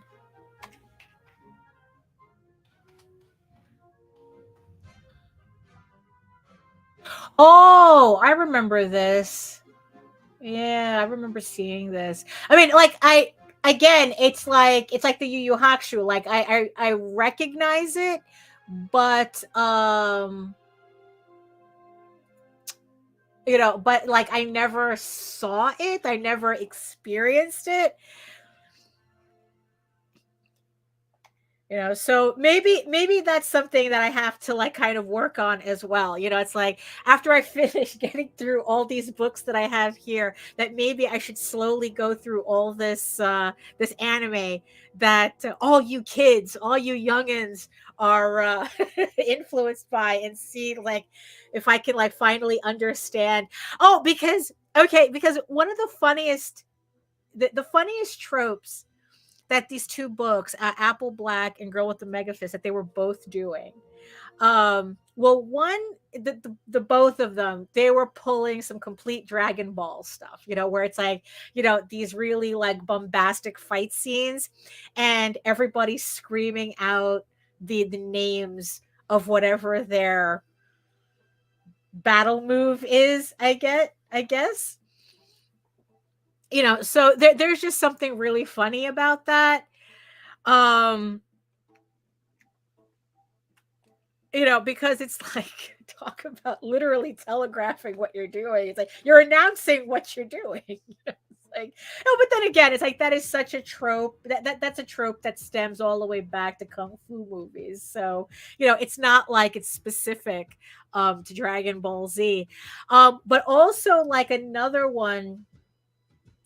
thing that they were both doing, and mind you, I saw these things also repeated in the Saturday AM short stories, which is why it's like I said that it's like it's like, oh, it's like obviously they all grew up on the same anime that whatever was showing on TV during their formative years, and this is what and these are the tropes that they're incorporating into their stories. And like another one, this one kind of threw me off though, until I realized it's like, okay, this is obviously a thing because everybody is kind of using this. So it must be something from, like Dragon Ball Z and Naruto and, whatever it is, like I said, whatever it is you kids grew up on. And the other trope that I was seeing a lot of was like during the fight, or like even before a fight, about when they're about to fight, where there's this whole like exposition dumping, I guess. It's like, but that sounds negative. I mean, because I'm not meaning it that way. Where pretty much it's like the characters are all like kind of monologuing to each other, where it's like, it's very, what, and again, not necessarily an anime thing, because it's a very James Bond thing.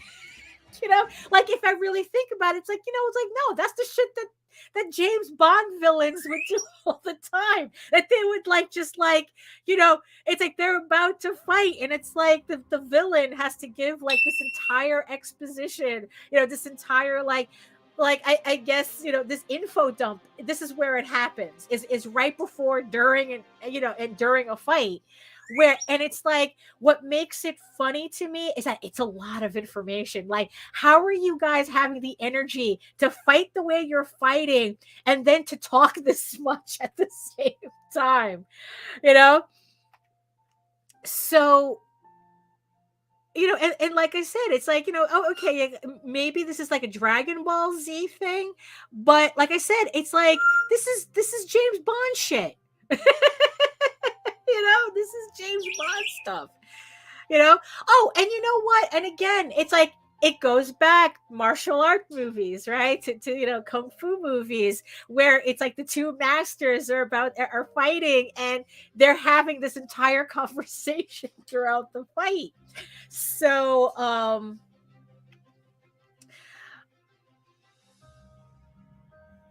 so it's just, and you see, the thing is, though, is that I think it's important to recognize those things for what they are, because it's very easy. It would have been very easy for me to dismiss these things as bad writing, you know, um, you know, um,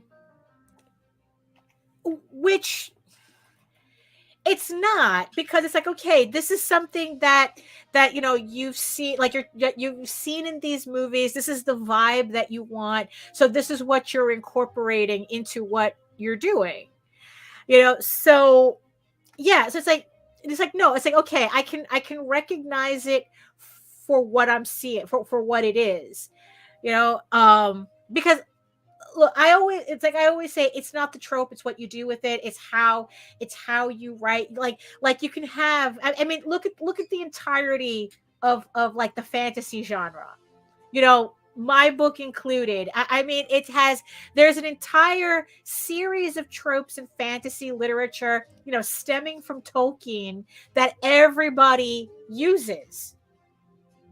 It doesn't mean that that's lazy storytelling. It doesn't mean that that's that's bad writing. It just means that this is what's recognized. Like there's this recognizability in the story from whatever the origin that everyone, like I said, that they spent their formative years studying, or just pretty much being entertained by. um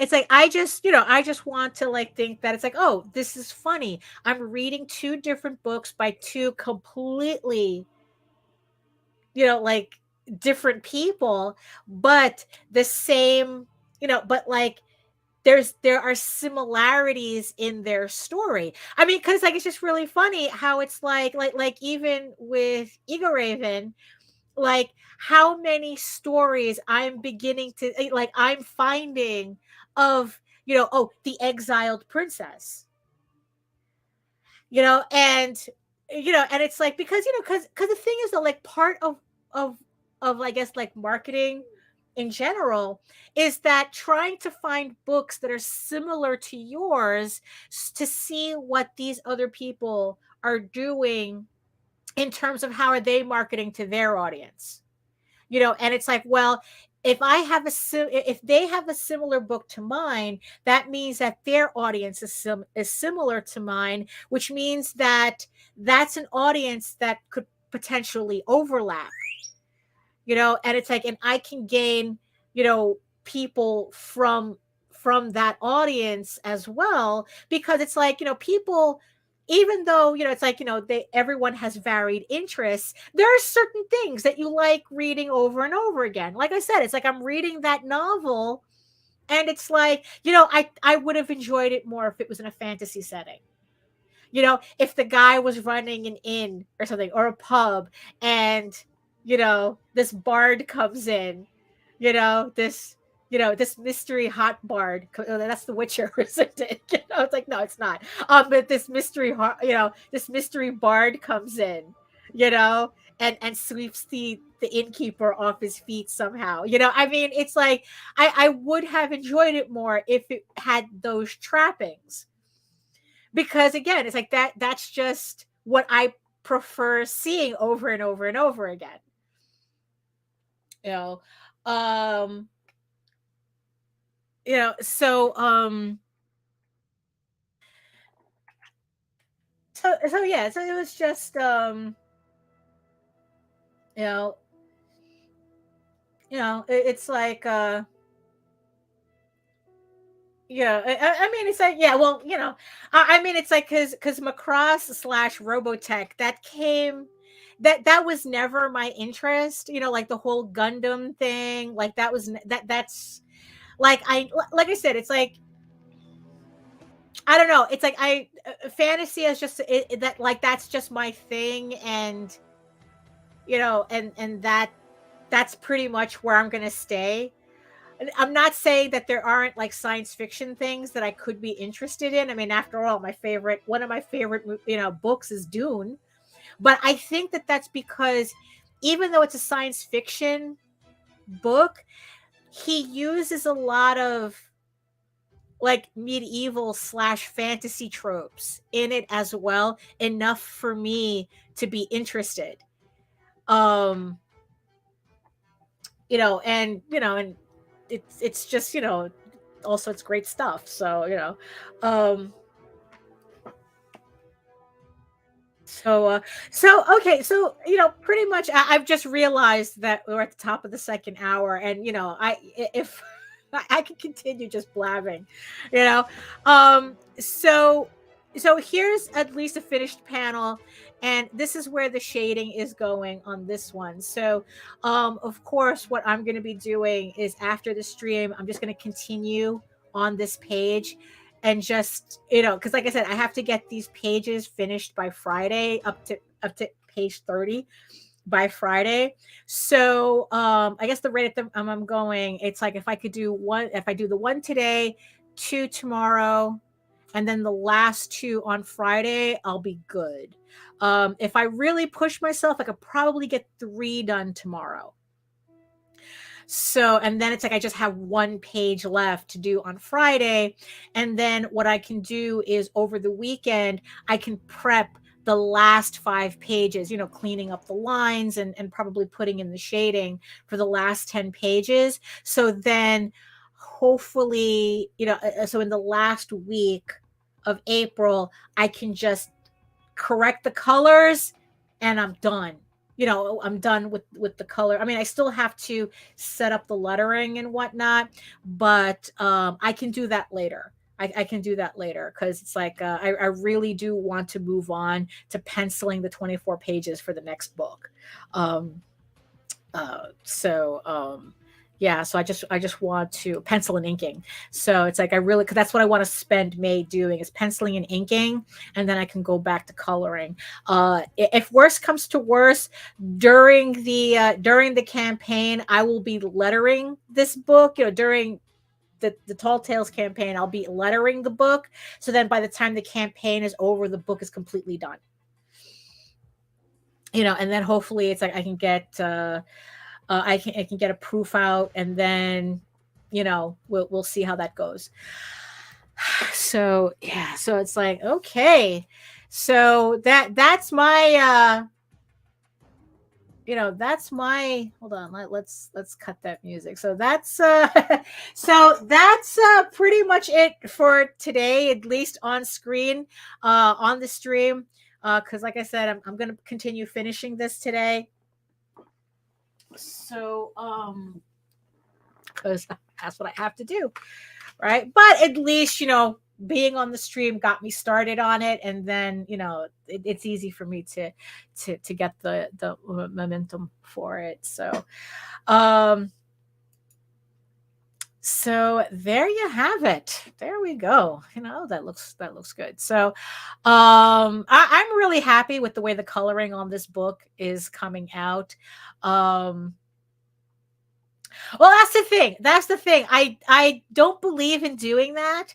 That whole like all-nighter shit, it's like, no, I just rather just keep working consistently until it's done. I'm pretty much like, I don't think I've look, it's like I've never pulled an all-nighter, and I'm not starting now. You know? It's like I'm not like, oh my god, there's so many videos of these artists who do work for webtoons, and it's like, oh, I'm going to have to pull an all-nighter to meet my deadline, and I go, no, fuck that shit. No, absolutely not. It's like, either your obligation is more than you can handle, or your planning, your time management is not good. So so it's either one of those things, which means that one of those things have to be adjusted.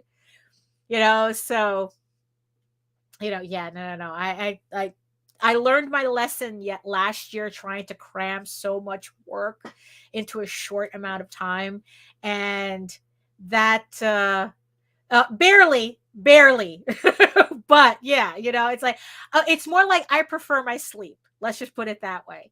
I like I said, I don't pull that all-nighter shit. The only time I want to pull an all-nighter is if I'm traveling to someplace cool. Like you do international travel and it just completely screws up, the jet lag messes you up. That's the only time I will stay up, for, just to kind of like, but not for work, not for work. So yeah, but it's I'm pretty confident I can meet this schedule. So I mean, even with the 24 pages I have to do for next month, I'm pretty confident I can get most of that done. Because that campaign comes later. I just need that project as the break before I have to go back to coloring again. Because like I said, I don't want to feel like I'm doing one giant book all at once. I really do need to. I really need to mentally focus on something else, and then I can go back and do the coloring.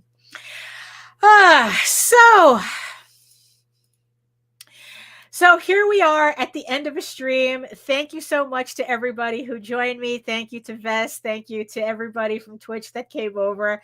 I hope even if you were lurking, I hope that you enjoyed what you were watching.